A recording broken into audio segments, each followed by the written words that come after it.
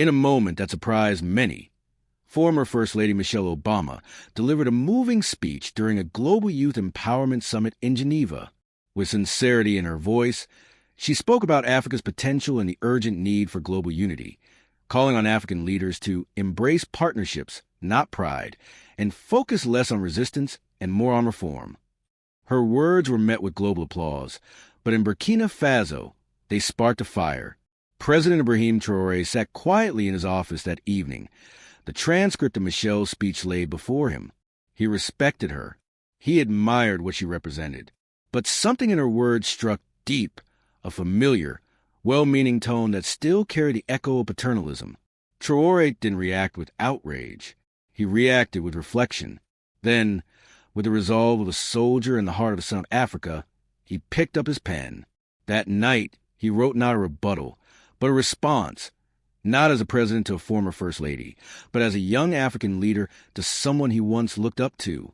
And he titled it, A Letter from the Battlefield.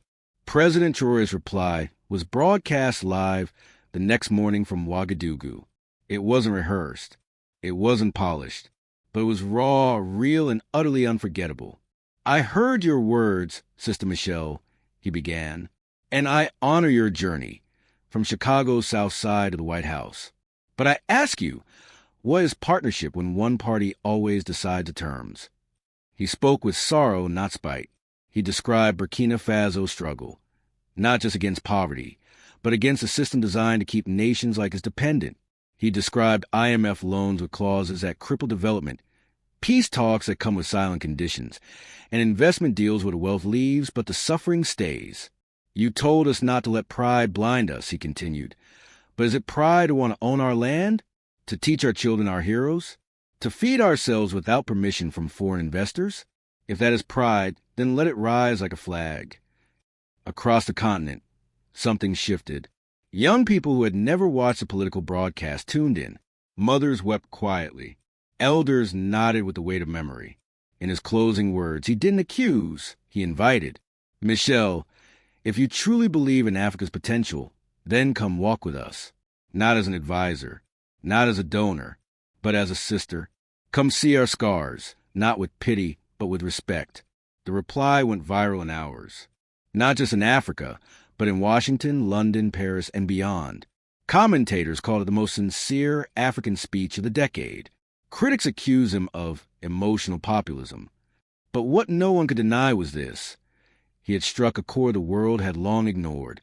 Michelle Obama, known for her grace and wisdom, responded days later, in a way no one expected. She didn't offend her original words. Instead, she recorded a message of reflection. President Traoré, she said, thank you.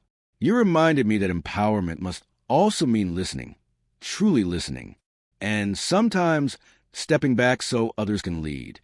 Her voice broke in the final moments. I thought I was encouraging, but maybe I was still speaking from a mountaintop. You are in the valley, lifting your people with your bare hands. That's real leadership. Millions were moved to tears, not just by the exchange, but by what it represented. A new era of dialogue where Africa no longer whispers in rooms built by others, but speaks loudly, proudly, and unapologetically on its own terms. And in the end, this wasn't just about a reply to Michelle Obama. It was about a generation reclaiming its voice.